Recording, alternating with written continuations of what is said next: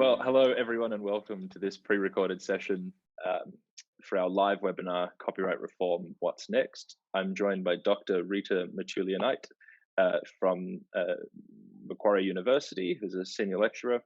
And today we're going to be discussing her paper, Australian Copyright Law Impedes the Development of Artificial Intelligence. What are the options?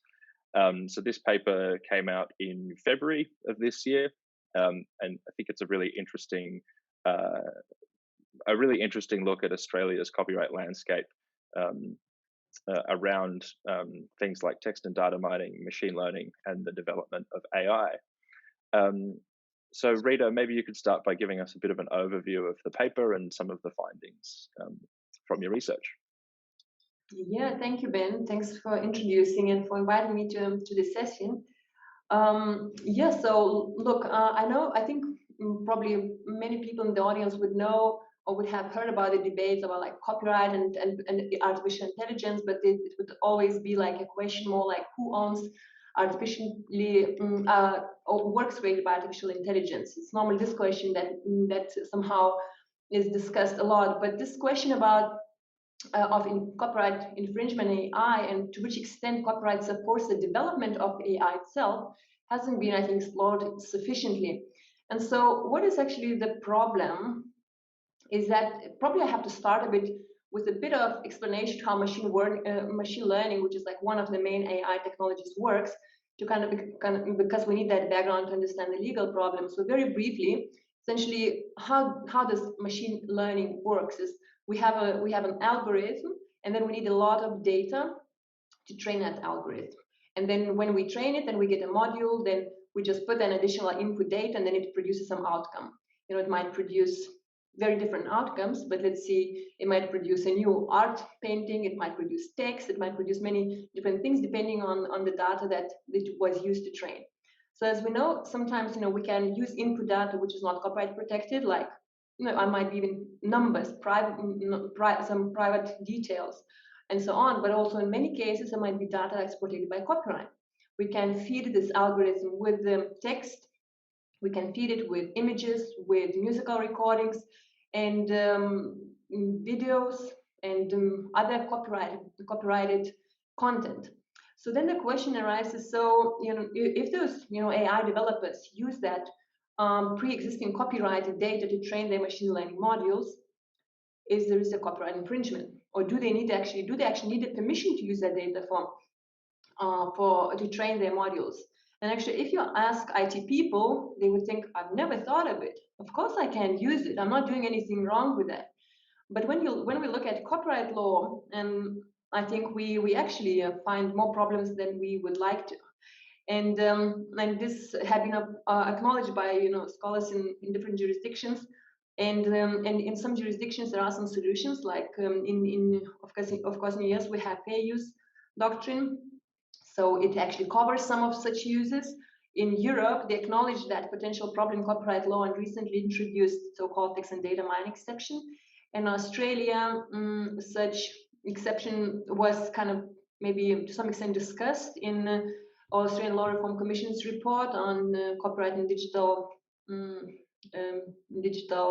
I don't remember exact name of the report, but it's essentially about digital environment. But actually, in most recent debates, it looks like the Australian government abandoned an idea of introducing any sort of exception, at least in the immediate future. So I think my purpose of this article is kind of to raise this question again and say, I think, well, actually, there is a risk in Copyright Act for AI developers because they actually potentially infringing copyright by using copyright protected works during machine learning process.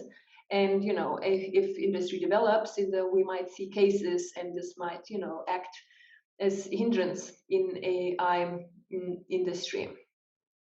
So that's kind of an overview of the main idea of my article at very general level. Yeah, if you have I'm happy to go into discuss any particular aspect. Yeah, well, I think during the live session would be a really good opportunity to dive into some more of that detail. Are there any of the existing exceptions under the Act currently that would allow these sorts of technologies to be developed? Well, yes, I try to look at different exceptions. As you probably know, there are like Copyright Act. In Copyright Act, there are so many different type of exceptions. So if you like buy fair dealing exceptions, and then a range of very specific different copyright exceptions. So I couldn't cover all of them in my paper, but essentially, like I looked at the main fair dealing exceptions, and as well as so-called like exception for temporary, and transient copying. And what I found is, well, it's essentially the general conclusion is really very uncertain whether any of these exceptions would apply. So, I think the most kind of the first exception that would come in mind is fair dealing for research and study purposes. We could say that we're using essentially, especially maybe education or research institutions, at least they could claim that they're using this particular works for research purposes when they are trying to develop AI applications. But there are a number of problems with it. First main problem is, of course, this exception would never apply to industry, for to private industry. And of course, a lot of AI development is going to private industry.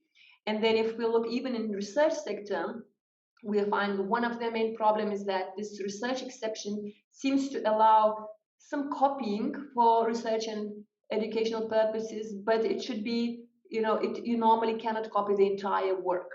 You may take a part of work and copy it for research and educational purposes, or like and reuse it, but normally not entire work.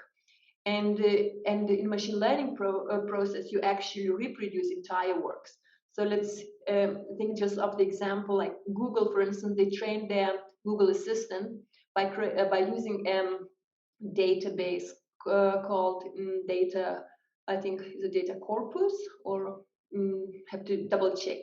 And essentially that database contained thousands of full text, like full novels taken from Smashwords website. So entire novels were, just copied into that database, and that's what you do. You copy, of course, entire pictures or musical works. So this particular element already kind of allows us to question whether this exception would apply. And if we look at each and every exception, we find these problems, and we just say, well, it's very doubtful. We don't know for certain because no court has ever tried to apply exception in these situations in Australia.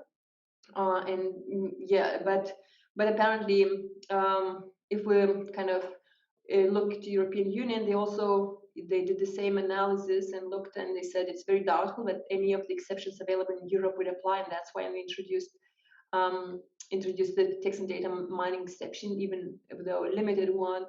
But yeah, they're trying now. They will probably try it out and see how it works.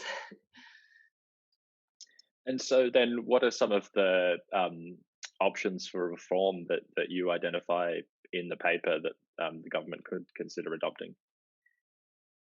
Yes. So I suppose the options kind of are quite clear. Maybe I'll start with the most unusual option, is considering like a licensing mechanism, introduce licensing mechanism. Why I would talk about that first, because I think everyone recognizes that, well, or sympathizes with authors who might want to say, look, if you are creating a new musical piece by using my music, why I'm not eligible for any remuneration for that? And we would want to think, like, how can we remunerate our authors in Australia, who which financial situation I think is especially since recent crisis is even worse than usual. But when we look at different, let's say, licensing models that we could introduce, actually it becomes visible it's really very difficult, if impossible at all, to enable like this licensing of such vast amounts of material. So, well, but that's one option, of course, to talk about. I think it's been raised by some author organizations. And I sympathize with them, but I look at it, and it's really, I found a number of obstacles introducing something like compulsory licensing scheme. Now, other options, of course, at the exception level, so introducing some sort of exception into Copyright Act, and which is already available in the US, in Europe, in Japan. And this is supposed to encourage innovation in AI sector because they would not need any licenses. They would just could use material, of course, for free machine learning process. And the questions are now what format this exception should take. We could talk about fair use, like similar to the United States. We could talk about very specific kind of exception, like we have, like it was introduced in European Union, or we could think about a kind of middle version, like fair dealing exception, like creating new fair dealing exception, which would cover some technical and I don't know, temporary copies or temporary uses of works. So I think the latter option looks like was to some extent discussed by Australian government, but well, I think it was now abandoned for a while, at least for the time being. And yeah, and none of these exceptions, of course, is a perfect solution. And probably during the webinar, we could discuss in a bit more detail, like advantages, disadvantages of each of them. Generally, we know that fair use has been discussed a lot in Australia and has been suggested on a number of occasions. And we also know a great opposition against it and the reasons behind it, such as uncertainty and potential opening door for for a lot of litigation. We also know that disadvantages of a narrow exception, very specific exception, like technology is changing so fast. So if we introduce very specific exception for particular, like for certain technological uses, we might need just to immediately amend it next year or in 2 years' time because technologies have progressed and an exception doesn't cover the required uses. So yeah, there are a number of different issues with each of the exceptions, but I suppose the main idea is I think they should be considered, assessed, and the decision should be taken kind of which one should be introduced, because otherwise I think Australian AI industry will be disadvantaged in comparing to other leading AI industries like in US, Europe, or even China and Japan, where there is no such an impediment in the copyright law, where AI industry can be sure that when they're using content for machine learning purpose, it is legal. They don't need a permission. They're not infringing anyone's rights. In Australia at the moment, there is this legal risk that they actually infringe without even knowing on, and there is no way actually for AI industry to license those rights. So they can't just go and ask, permission to use, I don't know, hundreds of thousands of images, because there is not even collecting society who represents those old images. So there is no solution at the moment, and I think it needs to be discussed and addressed. Yeah, well, I think it'll be really interesting in the live session, first of all, obviously to unpack some of those options and look at the pros and cons for each one, but also to get the perspective from industry as well, and to talk with Ali Akbari, who's the AI lead at KPMG, who will also be joining us, because I think that, as you point out, is a really valuable perspective that needs to be taken into consideration in these discussions. Yeah, I really look forward to hearing his views, because I think the perspective from AI industry is really missing in these discussions. And apparently the AI industry is not really aware of this problem yet, because they've never kind of been sued. So yeah, it would be interesting what they think would work for them best. Well, thank you very much, Rita. Really appreciate you making the time to record this video with us, and look forward to speaking with you more during the live session. Thank you very much. I also look forward to joining the session.